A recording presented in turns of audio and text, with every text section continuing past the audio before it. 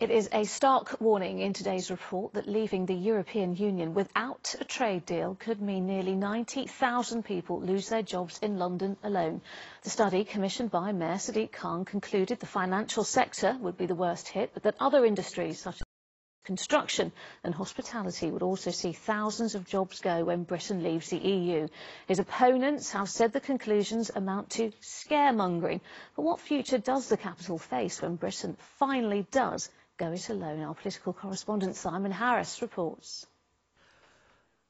London has a new doomsday scenario, a post-Brexit decade where the jobs of tens of thousands of bankers and city traders could disappear, where a shortage of builders and craftsmen makes London's housing crisis even worse, and where the capital's reputation as a global hub for arts and culture takes a hit. These are some of the conclusions of a study commissioned by the Mayor.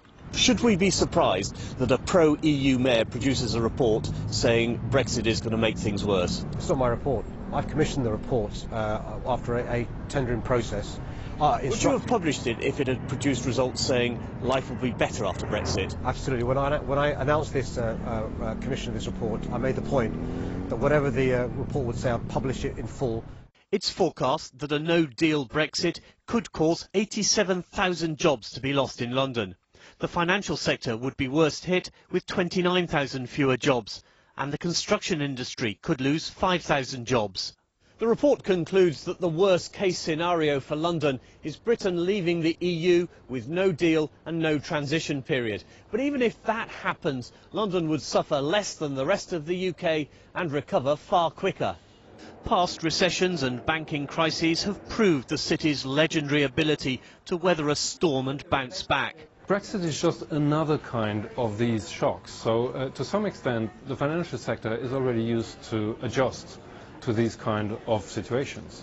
The construction industry might be less resilient. Half of all building workers in London are said to be from abroad, a quarter from EU countries. If that supply of labour dries up, ambitious targets for new homes might not be met.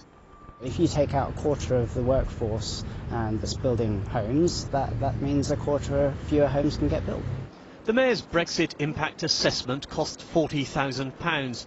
It was dismissed as scaremongering by opponents. This is a Remain campaigner advocating Project Fear, extending the Project Fear campaign and using taxpayers' money to do it. The Mayor and the economic analysts who drew up today's report admit it is not a precise forecast of what will happen. That will depend on the divorce deal.